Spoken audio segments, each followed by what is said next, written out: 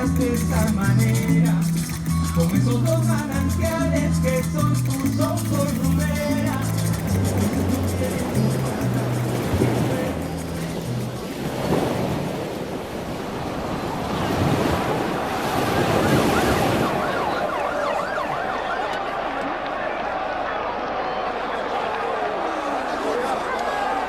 Frente a esta difícil situación que se ha generado y que me hace injustamente aparecer como culpable de actos en los que no he participado, pienso que lo mejor para el país es que yo renuncie a la presidencia de la República.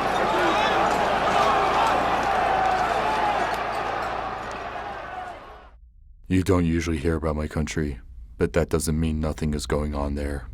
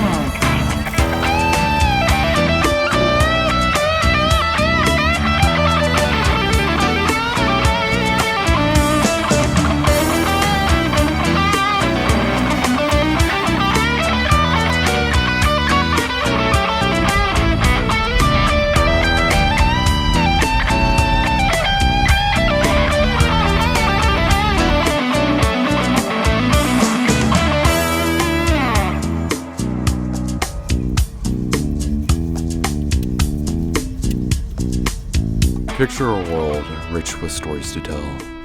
A beautiful culture with a complex past, brought down by mindless consumerism and industrialization.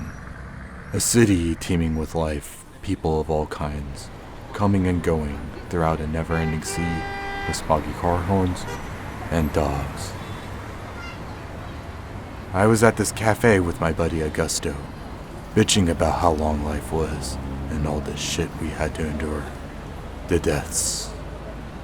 It was all going to come again. I could feel it. Look at that face, I said. Martin Vizcarra. Even with him in office, crime is spreading like the plague.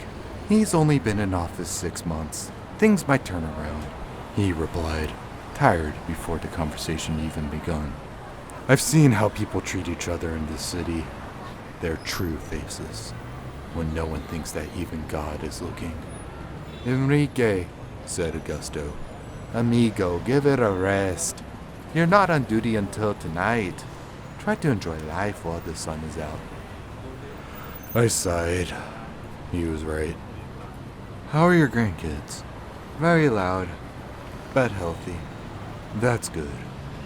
Children should be loud. Suddenly, we heard commotion coming through the crowd across the street. We turned our heads to see what was going on. From the bus fell a young woman. Half of her face burned off. Augusto and I jumped back at the sight of her through the crowd.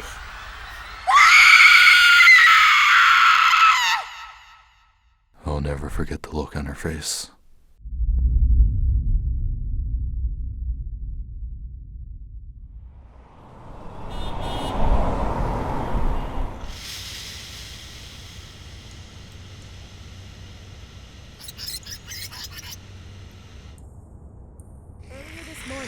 acid attack on a bus in Miraflores left a woman with third-degree burns on the left side of her face.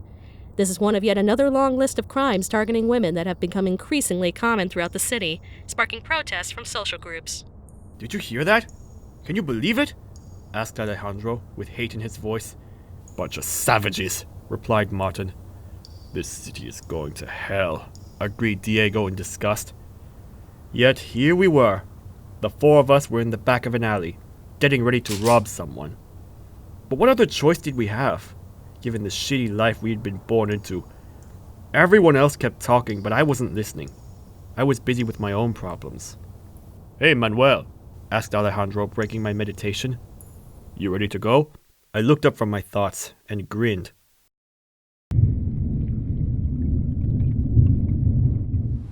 Callao, the murder capital of Lima. But that doesn't keep tourists from wandering around its beautiful coastline. We came across two idiots on the pier, one older American guy with a much younger woman. They were obviously in a relationship. This was a romantic getaway for them. Something about the situation seemed gross. Sleazy. That always makes it easier to rob someone for sure, when you can kind of tell something's wrong.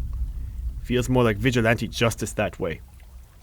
I remember Alejandro shot his gun into the air, thinking he was some kind of badass. Yeehaw! He cried mockingly. All right, gringos, you know what we want. We took our spoils to Takeshi's pawn shop in some back street that's name has been changed so many times nobody knew what it was called, just where it was. As always, Takeshi was watching soccer. Hey, Takeshi, interrupted Alejandro. Wanna talk conversion rates? Let me guess, grumbled Takeshi. You found two Americans wandering around the pier. Yeah, some old guy and a girl, replied Alejandro. Oh yeah? Said Takeshi. Alejandro smirked. Yeah, Martin beat him up. The guy actually got a hit in before he went down. No kidding. Takeshi was impressed. Manuel stole the girl's purse, Alejandro continued. Who knows where she ran off to? Is that right? He chuckled. Well, you guys sure hit the jackpot on dumbasses today. Our group left, laughing about how much money we had made off the Americans. We all said it served them right. None of us felt the least bit of remorse for their privileged asses.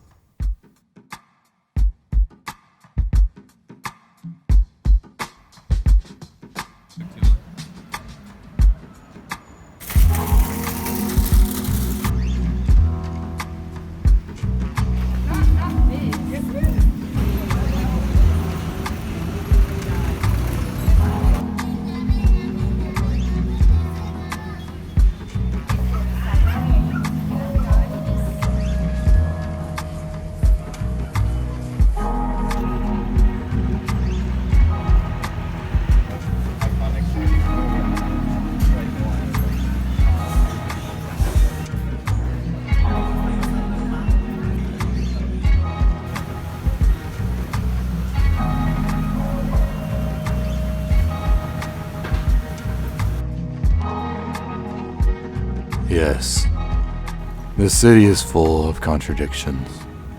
I've seen it all during my time as a cop. The self-righteous gangsters, the starving innocent. And throughout it all, good people trying to live their lives, while the young thugs angry at the politics set fire to the city.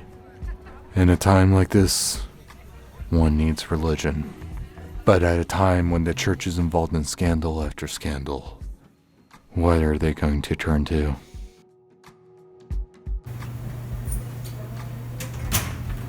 On top of the roof, we were all joshing each other like we always did. Who would have known it was going to be the last time we would all be together? I couldn't seem to enjoy myself, though. My mind was still stuck in the past, thinking about a man I had robbed earlier that week. It was far from the first time I had stolen anything, but something in his face had struck me as I had snatched his necklace and driven away on my motorbike. I couldn't stop thinking about it. This crucifix had meant a lot to him. Alejandro could see the trouble in my eyes. I wasn't trying to hide it. You know, we gotta go out tonight. Discoteca? I asked. Discoteca sounds good to me, he agreed.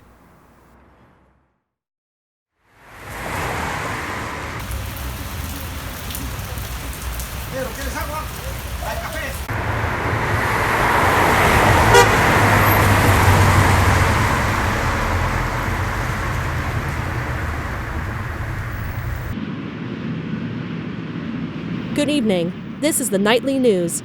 A robbery in El Cayo earlier today led an older man severely beaten and a young girl terrified for her life.